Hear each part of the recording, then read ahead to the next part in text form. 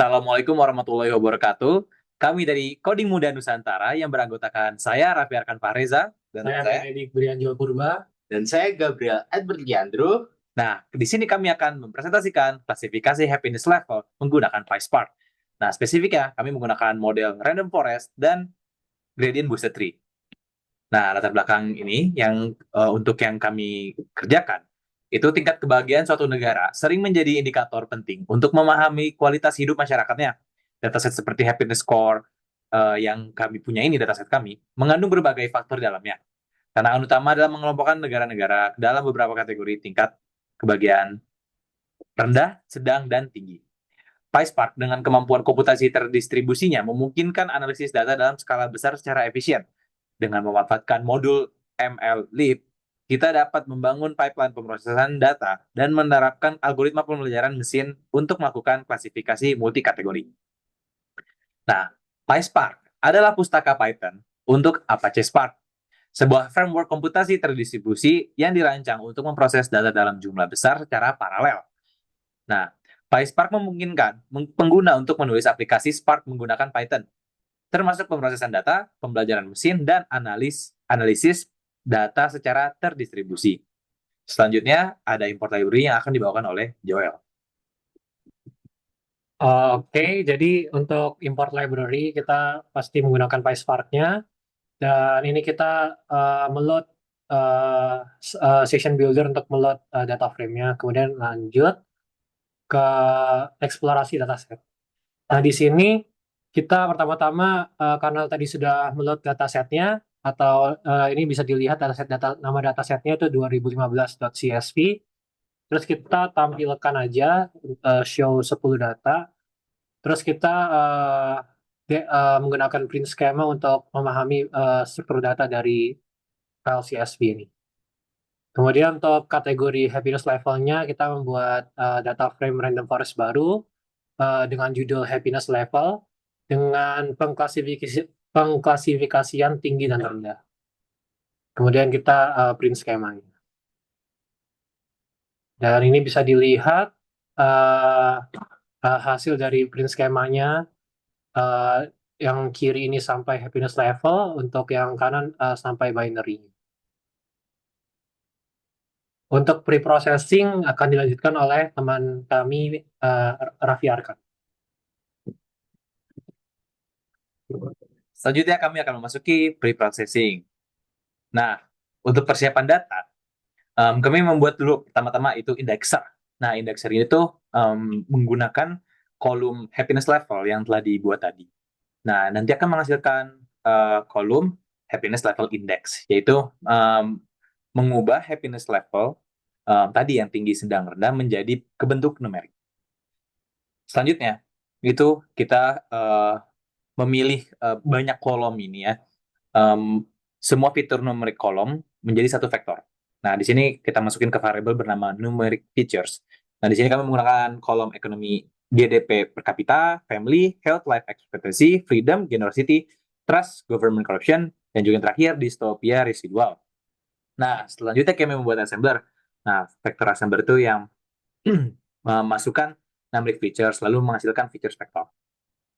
Nah, selanjutnya kita akan melakukan standarisasi data. Nah, di sini akan standarisasi data itu dimasukkan kepada variabel scalar.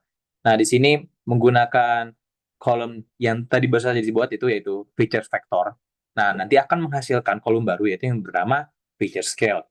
Nah, step keempat yaitu membuat pipeline. Nah, pipeline ini tuh mengambil dari indexer, assembler, dan juga scalar. Nah, lalu pipeline-nya diterapkan ke data, yaitu menggunakan pipeline.feed. Nah, habis itu lalu ada df transform, yaitu sudah melakukan transformasi data, transformasi model. Nah, terakhir ada transform select. Nah, ini hanya untuk menampilkan saja. Nah, selanjutnya ada pembangunan model. Nah, di sini ada train data, test data yang dibagi secara random, yaitu 80% untuk training, 20% untuk testing. Nah, train data dan test data itu digunakan untuk train dan test untuk random forest. Yang training dan testing itu, training data dan testing data itu digunakan untuk pada model GBT nantinya. Nah, di sini di random forest, di sini bisa lihat ya, untuk pembuatan random forest classifier itu features kolomnya menggunakan feature scale, labelnya itu yang happiness level index dengan antri 120. Nah, lalu dibuatlah pipeline untuk random forest. Nah, lalu modelnya dilatih. Nah, di sini bisa dilihat ya, ada pipeline RF fit. Lalu buatlah prediction-nya, yaitu model RF-nya yang atau model random forest yang sudah ditransform. Nah, lalu akan ada evaluasi akurasinya dan akan menghasilkan akurasi random forest sebesar 0,88 atau 88% akurasinya. Nah, untuk gradient boosted tree atau GBT. Nah, di sini juga karena GBT itu hanya bisa memakai binary 0 atau 1 untuk label kolomnya, makanya menggunakan happiness level binary. Lalu sama dibuat pipeline lagi, lalu dilatih modelnya. Nah, ini evaluator GBT ini ya, menggunakan happiness level binary prediction-nya itu prediction, metric name accuracy. Nah, makanya pas setelah melakukan evaluasi akurasi, muncul akurasinya, dan akurasinya juga menghasilkan sebesar 0,88 atau 88%. Nah, selanjutnya ada optimasi hyperparameter yang akan dibawakan oleh Gabriel. Pada Gabriel, saya persilahkan. Ya, terima kasih untuk kesempatannya. Berikut merupakan optimasi hyperparameter yang kami lakukan. Nah, di sini kami mengoptimalkan penggunaan dari grid search dengan cross validation, yang mana untuk parameter yang kita gunakan dalam random forest ini adalah numtriesnya 10, 50, dan 100, dan max depth-nya itu 5, 10, dan 15. Sementara untuk GBT sendiri itu ada max iterasinya adalah 10, 50, 100, dan untuk GBT step size-nya 0,01, 0,1, dan 0,2. Dan didapatkan dari hasil evaluasi berikut, hasil evaluasinya adalah untuk random forest akurasinya 0,88 dan GBT akurasinya juga 0,88. Nah, di sini didapatkan bahwa uh, kedua model ini sudah mencapai performa terbaiknya dari yang awal, termasuk ketika optimasi ini setelah dilakukan grid search dan juga cross validation.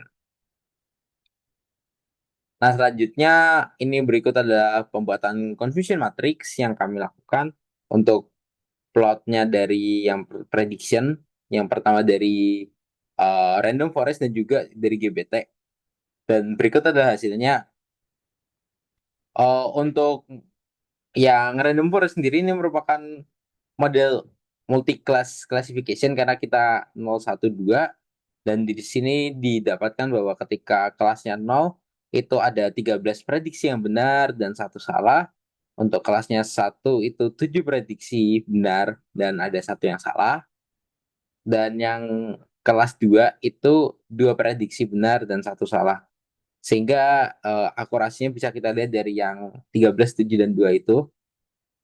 Lalu untuk yang GBT, ini kan untuk menangani binary classification, kelasnya 0 dan juga 1. Didapatkan akurasinya adalah untuk kelas 0 itu prediksinya 1 prediksi benar dan 2 salah. Dan untuk kelas yang 1 itu ada 21 prediksi benar dan 1 yang salah. Di sini kita bisa melihat confusion matrixnya. Terakhir, kesimpulan dari uh, apa yang kami lakukan analisis ini adalah kedua model ini yang multi class dengan random forest dan juga yang binary dengan GBT itu memiliki akurasi yang sama-sama besar, yakni 0,88. Dan itu juga sudah masuk setelah melakukan optimasi hyperparameter. Maka kedua model ini bisa kita anggap sebagai model yang sama-sama efektif untuk menjalankan tugas klasifikasi ini. Nah, nantinya balik lagi tergantung pada tujuannya, apa yang mau dituju, apakah multi class ataupun binary klasifikasi. Itu kembali dengan tugas yang diharapkan, tujuan yang diharapkan. Sehingga untuk efisiensi komputasi, kompleksitas model, atau kemudian hyperparameter itu juga ditentukan lagi kembali ke tujuannya menggunakan model yang mana.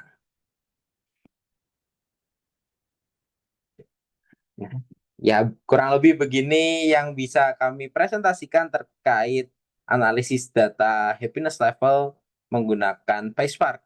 Apabila ada kesalahan kami mohon maaf. Wassalamualaikum warahmatullahi wabarakatuh.